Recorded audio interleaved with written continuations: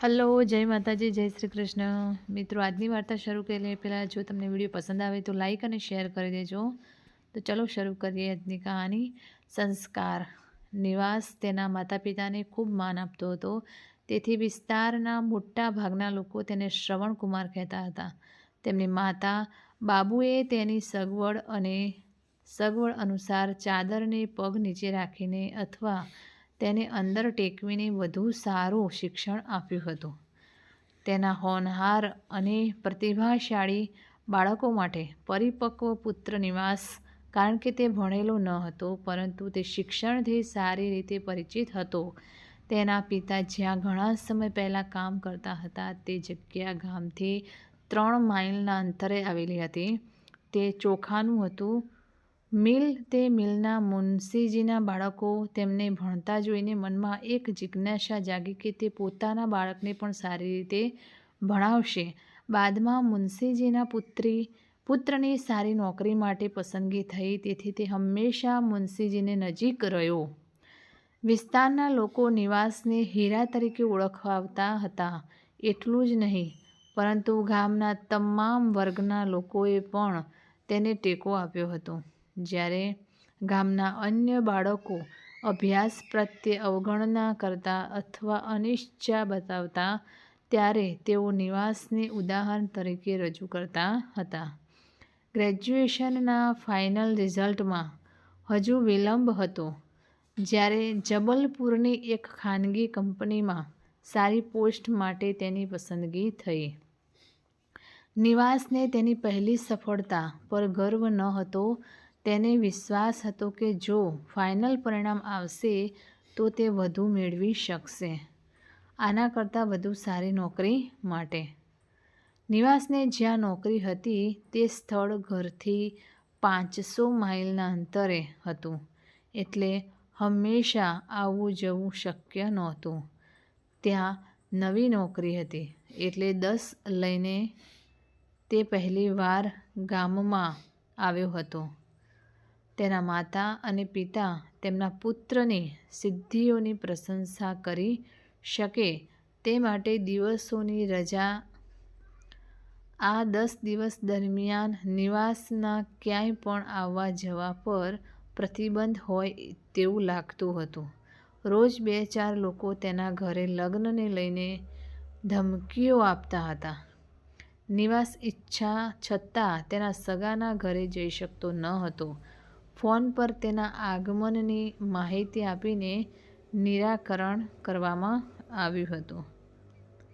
ઘણી તપાસ પછી તેમના સંબંધો 3 કિલોમીટર દૂર એક ગામમાં નક્કી કરવામાં આવ્યા હતા, જે એક જ પંચાયત હેઠળ આવતા હતા અને મઝવાલિયા ગામ તરીકે ઓળખાતા હતા. આગલી વખતે જ્યારે તે રજાઓ પર આવ્યો, ત્યારે તે પૌરાણિક વિધિ મુજબ કોઈ પણ જાતના તાલમેલ વિના નીરુને તેની વહુ તરીકે ઘરે પાછો લાવ્યો. આ એક અઠવાડિયામાં જ નીરુએ તેના માતા અને પિતાના દિલ જીતી લીધા. સેવાઓ ટૂંકો સમય એ લીધો હતો. તેના સાસુ અને સસરા તેને ગાય જેવા લાગતા હતા. જેમ દહેજને રૂઢિચુસ્ત વ્યવહારના નામથી સજાવવામાં આવ્યું હતું, તેમ સમયની સાથે તેના સિદ્ધાંતો મુઠ્ઠીમાં રેતીની જેમ સરકી ગઈ હતી. તેણીએ તેના સસરા રામરેખા પાસેથી વસ્તુઓ માંગી હતી. તેના બદલે તેણે દહેજને પૈસામાં બદલીને તેના નામે બેંકમાં જમા કરાવ્યું હતું. તેને લાગ્યું હતું કે સાપ પણ મરી ન જાય. લાકડી તૂટવી ન જોઈએ અને સિદ્ધાંતને કોઈ પણ રીતે અસર ન થવી જોઈએ. પણ વાસ્તવિકતા ક્યાં સુધી છુપાઈને રહેશે? એ દિવસે તેને બહાર આવવું હતું, એટલે તે બહાર આવ્યો. તેણે તેની માતાને પણ જાણ ન થવા દીધી તેના વિશે. માતાએ પિતાને કહ્યું, તેને જવા દો. જાણ્યા પછી પણ શું કરીશું? બધું જ દીકરા અને વહુનું જ છે ને. પણ દિવાલોને પણ કાન હોય છે. આખું ગામ સ્તબ્ધ થઈ ગયું હતું. તેણે તેની માતાને પણ ઠપકો આપ્યો હતો. અચાનક બદલાવ જોઈને વિસ્તારના લોકો પણ દાંત કરડવા લાગ્યા હતા. રહેઠાણનું શું થયું? લગ્ન થતાની સાથે જ તે કાચંડોની જેમ બદલાઈ ગયું. એવું લાગે છે કે સિદ્ધાંતો ખતમ થઈ ગયા છે. તેની પાસે પાછા જવા માટે હજુ 2 દિવસની રજા બાકી હતી. તે નીરુને પોતાની સાથે લઈ જવા માંગતો હતો, જેથી તે સવાર સાંજ સમયસર ભોજન અને પાણી મળવાની ચિંતામાંથી મુક્ત થઈ શકે. માઈ બાબુએ પણ આ વાતને કોઈ મહત્ત્વ ન આપ્યું. તેણી જાણતી હતી કે જો હું આ વિષય પર કંઈ પણ કહીશ તો મારી માતા તેનો સ્પષ્ટ ઇનકાર કરશે. તેણીની અંદર એક એવો તણાવ ચાલી રહ્યો હતો કે બીજા દિવસે નીરુના પિતા રામરેખાજી તેને ધમકી આપવા આવ્યા. એકવાર પુત્રીને પાછી લાવવામાં આવી. ગામ સામાજિક વિધિઓ અને રિવાજોનું પાલન કરીને આવવા જવાની પ્રક્રિયા પૂર્ણ થઈ હતી. તેઓ તેને રદ કરીને રજા લેવા માંગતા હતા, જેથી ભવિષ્યમાં તેઓ પ્રતિબંધની લાગણીમાંથી મુક્ત થઈ શકે. રામરેખાજી એ જ દિવસે નીરુને પોતાની સાથે લઈ ગયા. ગામમાં પહોંચવામાં 1 કલાક કરતાં ઓછો સમય લાગ્યો. દર 10 મિનિટે એક વાહન વ્યવહાર માટે સ્ટેન્ડ પર ઊભું જોવા મળ્યું. તે દિવસે નિવાસ આવ્યો. આખો દિવસ અહીં તહીં ભટકતો રહ્યો. તેની હાલત અર્ધ પાગલ જેવી થઈ ગઈ હતી. તેની માતાને કહીને તે બીજા દિવસે સવારે ઘરની બહાર નીકળી ગયો. પોતાના પુત્રને આગલા દિવસે જતો જોઈને તેણે પૂછ્યું. આના પર નિવાસે કહ્યું, માં, હું મારા સાસરે જાઉં છું. નીરુ પણ મારી સાથે જવા માટે મક્કમ છે. ગઈકાલે સાંજે જ તેની માતાએ મને ફોન કરીને કહ્યું. બાબુઆ, તે મને કંઈ કહ્યું નથી. લગ્ન પછી તું પહેલી વાર જઈ રહ્યો છે. જો તે મને કહ્યું હોત તો કંઈક તૈયાર કરીને તારી વહુને આપી દેત. તારે સાડી લાવવી પડશે, ખરું ને? આવું જવું યોગ્ય નથી. તમારી આસપાસના લોકો શું કહેશે? મને જવા દો, નિવાસે સામાન્ય રીતે જવાબ આપ્યો. બધા જાણે છે કે નીરુ તેના જમાઈ સાથે જવાની છે અને કોણ કહી શકે કે અમારે 2-4 દિવસ રોકાવું પડશે. બસ રાતોરાતની વાત છે. કાલે સવારે જ જબલપુર જવા માટે ટ્રેન છે. જ્યારે હું જાઉં છું ત્યારે હું તેને મુસાફરી માટે મસાલેદાર અને ખારી બનાવું છું. હવે તું મને છોડી દે. માં, સાસુ મને કહેતી હતી કે હવે મારી માને તકલીફ ના કર. તમે તમારી માતાને ક્યાં સુધી વ્યસ્ત રાખશો? તે હું છું જમાઈ. પુત્રની વાત સાંભળીને માતાને એવું લાગ્યું કે જાણે કોઈએ હૃદયહીન થઈને તેના હૃદયમાં ખંજર ભોંકી દીધું હોય. નિવાસ 1 દિવસ પહેલાં જ તેના સાસરે ગયો.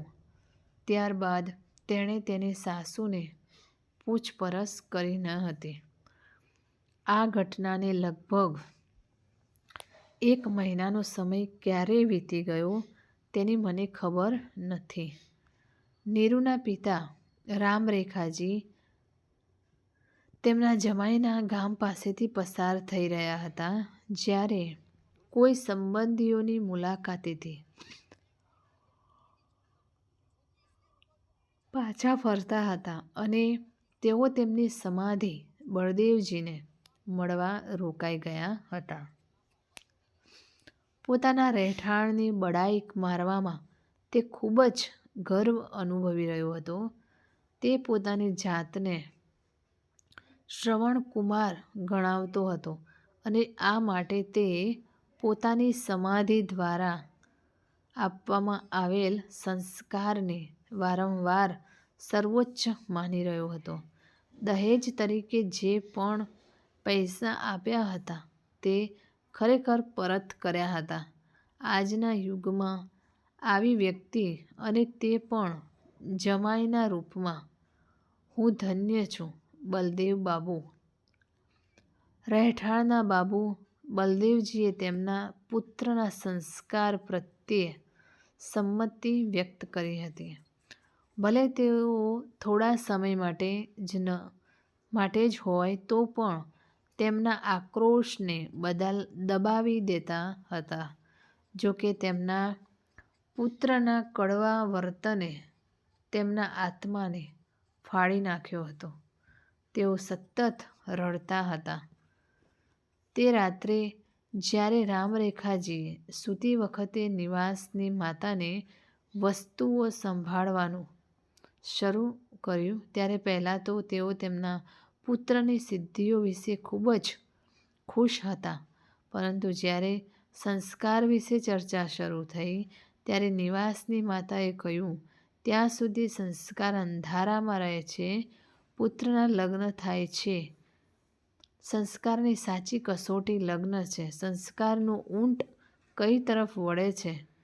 જન્મદાતાની તરફેણમાં કે સાસરિયાની તરફેણમાં, કે બંને પક્ષે સમાન રીતે? સંસ્કાર દરેકને આ જ કહે છે. તે અમને તેની સાથે લઈ ગયો. તેની માતાનું માનવું હતું કે તેના ઉછેરમાં ચોક્કસ કંઈક ઉણપ છે. નિવાસની પરંપરાએ એક તરફ વળાંક લીધો હતો. અને હા, આજે તે નિવાસને ફોન કર્યો. શું કહ્યું? તેણે લગ્નમાં થોડું દેવું કર્યું છે. તે પૈસા વિશે કંઈક કહ્યું. બલદેવજી ભાગી જવાનો પ્રયત્ન કરી રહ્યા હતા, પરંતુ અંતે તેમણે ફરી એકવાર દુખતી નસ પર હાથ મૂક્યો હતો, જેનાથી તેઓ ડરતા હતા. હું કહેતો હતો કે બાબુ નીરુના આવ્યા પછી મારો ખર્ચ કાઢવો મુશ્કેલ થઈ ગયો છે. નાની નોકરીઓમાં આવું જ થાય છે. બાબુ, મારી પાસે જેટલી જમીન છે તે 2 જણ પૂરતી છે. હું પણ એ જ આવકથી ભણતો હતો. તમારી ઘણી બચત થશે. બાબુ, જો તમે તમારા હૃદયથી ઈચ્છો છો. પુત્રની વાત સાંભળીને માતાના હૃદયમાં ફરી એકવાર તીર વિંધવા જેવો જોરદાર આઘાત થયો. તેણે વેદનાથી કણસતા કહ્યું, કોઈએ સાચું જ કહ્યું હતું કે પુત્રના સંસ્કાર કેવા હોય છે તે જાણી શકાય છે. ગાંઠ બાંધવી. તો મિત્રો, આ કહાની તમને કેવી લાગી તે કોમેન્ટ કરીને જરૂર જણાવશો. અને વિડીયો પસંદ આવ્યો હોય તો લાઈક અને શેર કરજો, તથા ચેનલ પર નવા હોય તો ચેનલને સબસ્ક્રાઈબ જરૂરથી કરજો. ફરી મળીશું એક નવા વિડીયો સાથે અને નવી કહાની સાથે. ત્યાં સુધી નમસ્તે. જય માતાજી, જય શ્રી કૃષ્ણ, હર હર મહાદેવ. Thanks for watching.